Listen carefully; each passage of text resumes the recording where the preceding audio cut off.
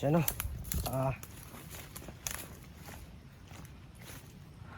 hindi na nawala yung kasama ko kanina. Kasi pasilong kami kanina kasi sobrang ulan. At naigip ako. Dito na malayo na nawala na siya. Kaya siya umalis. Pero meron doon nalaman informasyon sa kanya na isa palang shaman yung gumagamit dito na sa Tagulilong. Ng langat. So sabi niya malakas daw yun at siya daw yung namumuna dito. So yung nakita natin kanina na dalawa ay wala rin. Biglang wala na naman. Sobrang misteryo ng lugar nito. May napagkita ng tao tapos biglang nawala na naman. Sabi ng kasama na kanina na isang lalaki ay maingat tayo at huwag magpensa doon kasi sobrang lakas daw ng tao na yun. At siya yung tatawag na shaman kasi ay gumagamit po siya ng mga mahika o black magic katulad nito na isang lamat. So kailangan natin siyang tapusin o kailangan natin siyang mahuli para matanggal itong ang tatawag nito ang lamat ito para makauwi tayo. Kasi yung nga marami tayong mission nag-aabang at kailangan makabalita kung ano nangyari kay Junji o ano pa. Kasi medyo matagal na dito sa area na ito. Hindi pa tayo nakaalis.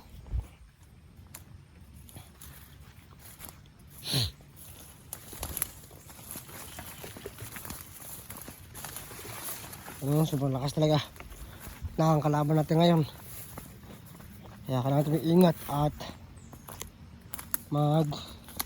masid at huwag tayo pagkastalos. So ganito mga kalaban ngayon ay hindi tayo supog ka agad kasi nararamdam mo talaga na malakas laban natin ngayon. Kasi yung pumunta natin sa alamat ay hindi gumagana kaya malakas tong kalaban na to. Malakas yung nagamit na Mehika.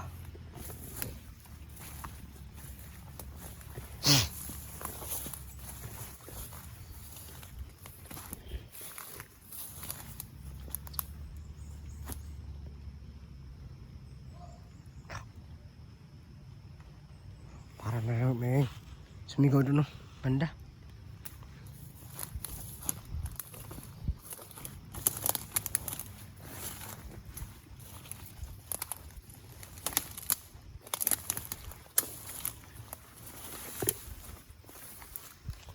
Sobrang lakas ang ulan dito kanina guys.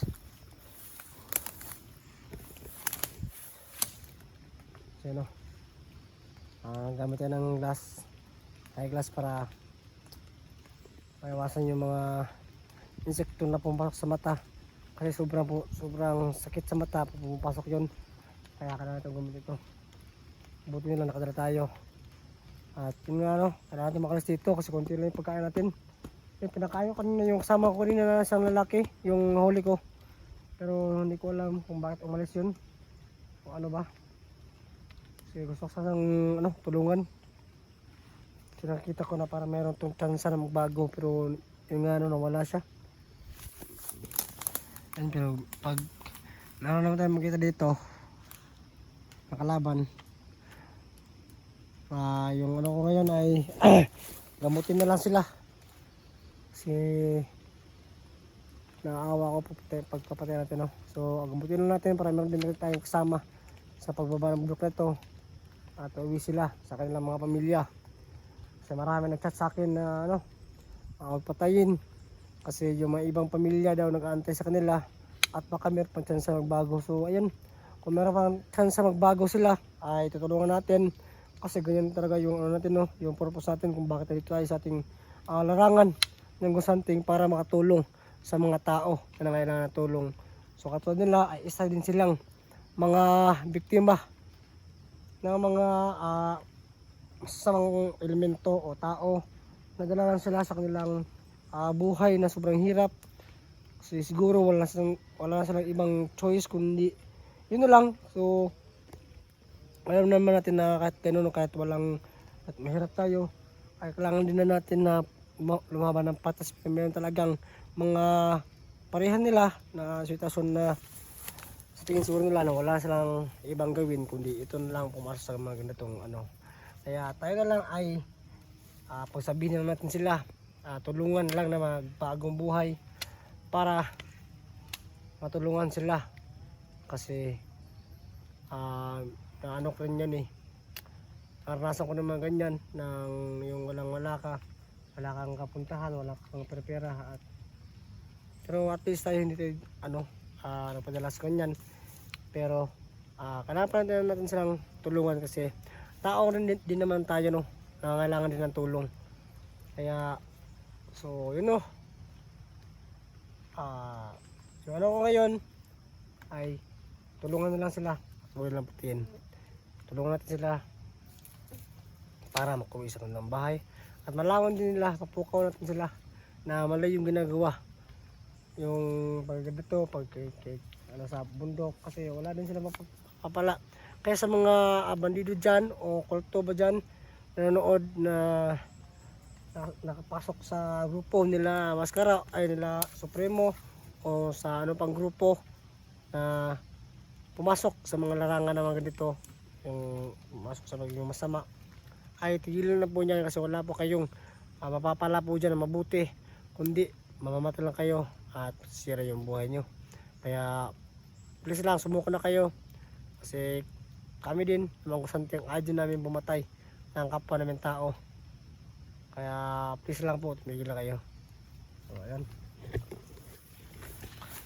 so yun hanapin natin yung tao na sinasabi nila na shaman so po yung mga shaman po ay sila po yung mga sorcerer na mga malakas na mga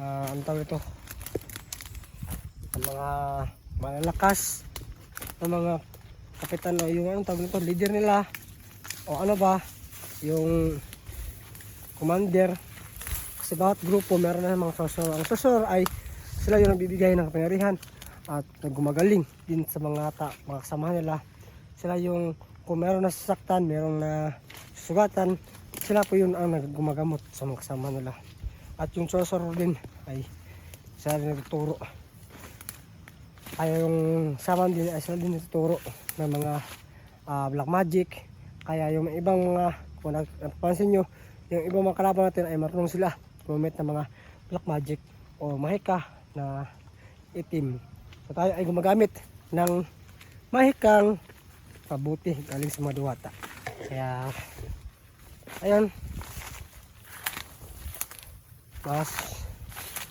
mas big ano din sa akin accomplish kung makahuli tayo naman ganyan para maano din natin mabawasan sila kasi isa din sila malalakas na mga kalaban kasi yun nga shaman o sorcerer malakas yung pangyarihan pag makuha natin yung sorcerer nila wala na silang healer o wala na silang panggamot sa kanilang mga kasamahan at meron chance na makikipit sila o walang sila ng gana at tigilan sila sa kanilang ginagawang kasamaan. Tara!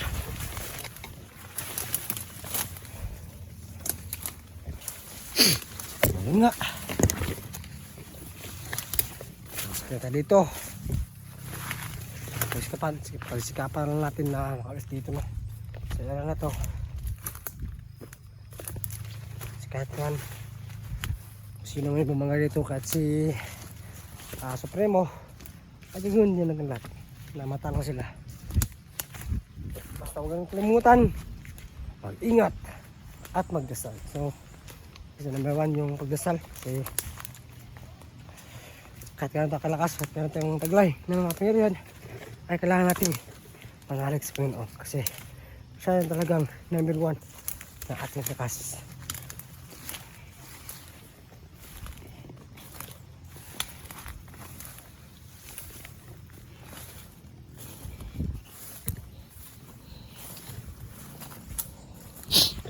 So yun nga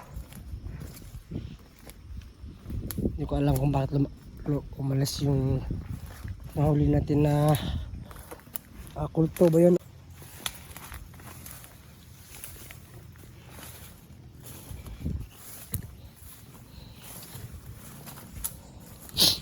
so yun ko alam kung bakit umalis yung nahuli natin na kulto ba yun o bandido. Pero tingin ko siya yung kulto kasi marunong gumamit ng mga black magic o mahika katulad ng tagulilong at yung ano sada yung na-assign na patumbayan ako at siya ang nagutos daw yung ano shaman, yung shaman ni Supremo. So ayan, hanapin natin siya at para mauwi tayo at hulihin kung ano tayo makita na tsansa na bago ay mabaguhin natin at tulungan natin. Marami sila, kahit marami sila gawin natin mga kahit ganun gagawin natin lahat na makauwi yung mga katulad nila. Kasi yung ano na-realize ko talaga na ano hindi na ako sang-ayon sa pag patay sa kanila. So medyo ilang na ako pumatay ng katulad nila kahit masama man sila, meron din naman silang chance na bago. Pero yun nga, naniwala na kasi ako sa ano yun, sa salitang yung Diyos pa kaya nagpapatawad, tayo pa kaya na isang tao lang, di ba? So kailangan silang bigyan ng chance. Pero kung wala talaga, di natin magawa. Doon na natin anahin yung isang desisyon na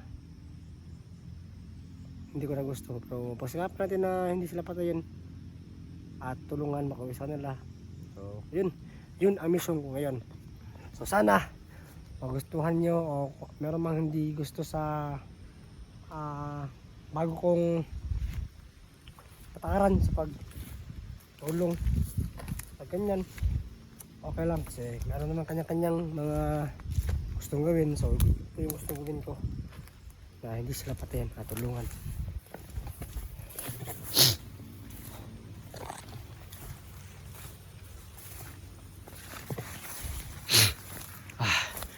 Kasi po na ko guys.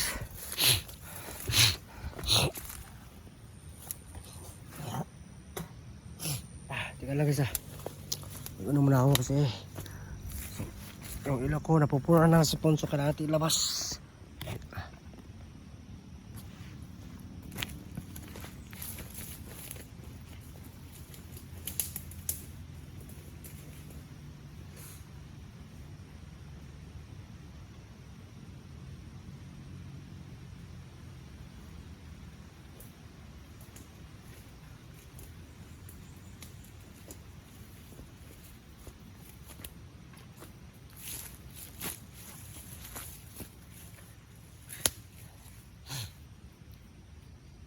At yun po no, sa mga nagtatanong po dyan kung saan po si Makmak ay nasa pamilya ko po si Makmak at alagaan po siya ng pamilya ko. At pakasun ay pwede na pong sumabak si Makmak sa ating mga exploration. So marami naghahanap ay yun nga si Makmak ay nasa bahay. So soon isasama ko si Makmak sa mga mission natin. At yung iba natin mga kasamahan na sila Supremo at Supre ay pinag-aaral pa natin sila. So tulungan po namin ng tingero yung mga gamit na sa pag-aaral. At yun nga nasa klase na po sila. So baka mayroon kaming oras sa mga sana i-update po namin kayo kay kanila Supremo at Supre at Premo at kay Makmak. So yun meron tayong isang kasamahan na hanggang ngayon ay hindi ko pa nakikita, kaya ito rin yung mission ko. Baka mahanap din natin yung isa ating kasamahan. Sa mga hindi nakaalala ay siya po si Goy. So isa po siyang akulto at nulungan po natin na magbagong buhay. Kaso nga lang kinuha sila ni Makmak kung nakaraan pa at sabay-sabay silang nawala. At si Makmak na yung na-rescue natin dahil meron nangyari na hindi inasahan. So kung hindi nyo po alam yung bawat istorya ay nasa baba po yung video kung bakit nagkawatak-watak kami ni Makmak at ni Goy. So hinahanap ko talaga si Goy, hindi ko pa nakita saan nasa ano natin. Kung meron tayong makita na naman ng mga bandido, ay try natin siyang tanungin kung nakita ba na si Goy, kasi ilang buwan na po hindi ko pa nakita si Goy, kasi mabait din yun ng bata at gusto rin magbagong buhay talaga yun. Kaya regalo lang ako sa kanya. Baka merong mga kilala kayo mga hunter po dyan na meron silang natulungan o napatay, at kung kilala niyo po si Goy ay comment sa baba. Baka nandun lang si Goy sa ibang mga lugar, o baka nahuli ng mga ibang hunter, no? Kalimutan kong tanungin yung isa natin na kanina nahuli kung meron mas kilala na Goy. So ayan, no, nasa taas tayo ng bundok.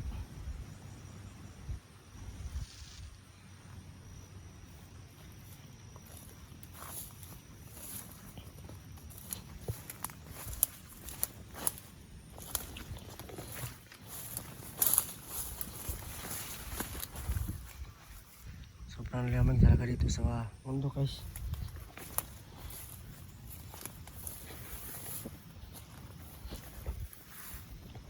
Kaya gusto ko rin itong ginagawa ko, sarap din pumunta sa bundok. Kaso nga lang, delikado.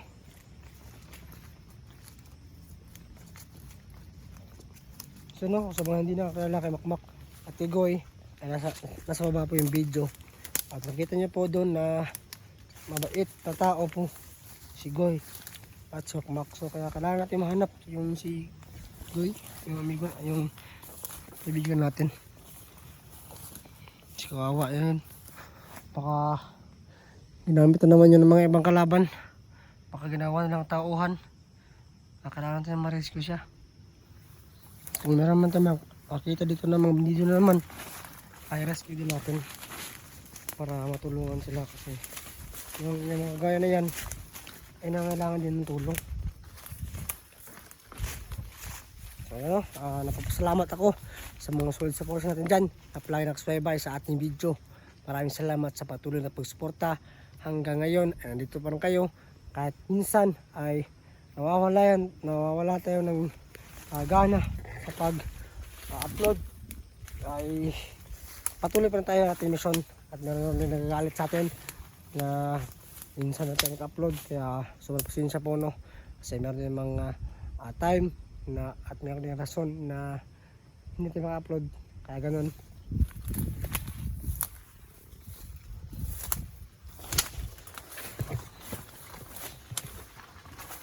At ano ko rin dyan, so napapasalamat ako sa mga kaudi na sa atin na nag-upload daw palagi.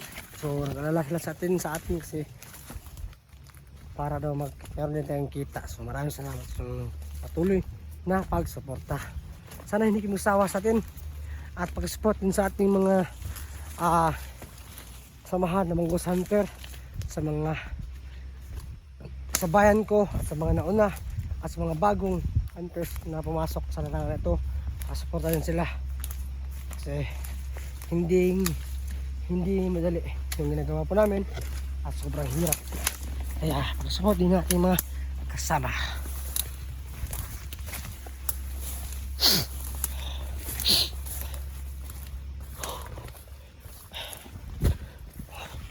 Parang yun nga, ito naman tayo, balik lang sa daan kasi nga ay hindi natin nakikita yung sama na yun.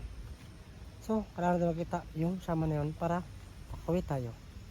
So sa mga hindi po alam kung ano po yung mga saman, ay sila po yung saman. Meron yung saman ng mga manghuti at meron yung saman ng sama. Yung masama ay yung tinatawag na black saman, at yung iba naman ay yung mga saman talaga, kasi yung mga saman talaga ay yung purpose nila ay mabubuti. Ang gusto nila ay yun, yung pinarihan sila na kaya nilang malaman kung nasaan yung mga tao na nawawala at kailangan din lang ay alam nila kung paano gumamot ng mga merong malulubhang sakit at kagaya ng kulam o ano pa. At yung mga black shaman naman ay sila yung gumagamit ng pingyarihan nila at ginagamit sa mga ginagawain. Katulad nito, ginagawa nila sa atin para hindi tayo makauwi.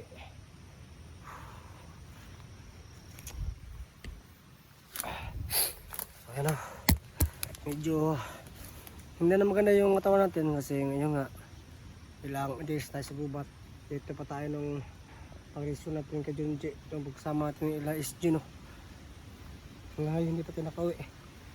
So ilang days din tayo dito sa gubat at yung katawan natin ay naghahanap na ng mga ibang pagkain kasi yung dala natin dito ay mga dilata lang at bigas, dilata at kanin lang talaga yung kinakanan dito at parang naghahanap yung katawan natin ng karne, kaya ang sarap na kumain ng karne, kaya pagsikapan natin makauwi para makarescue din tayo at makatulong sa mga ibang hunter.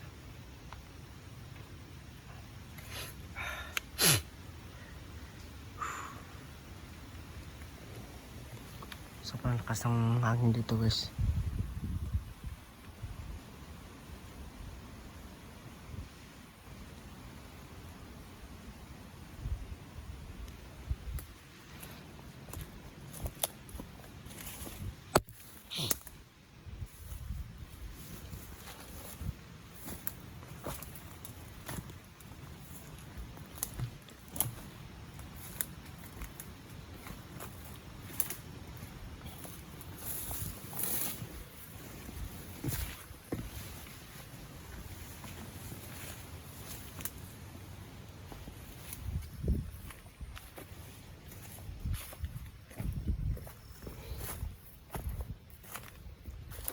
Tignan mo na gusto.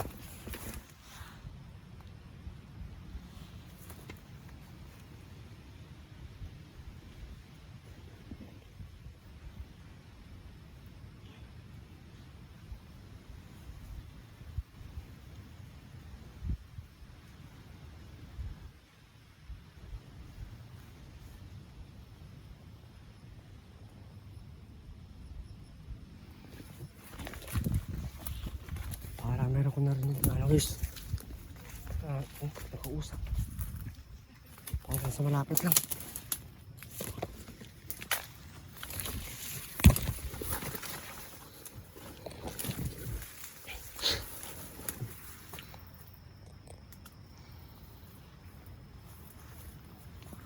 Parang sa malapit lang yung mga boses nila. So, baka ito na yung saman na sinasabi na mahuli natin.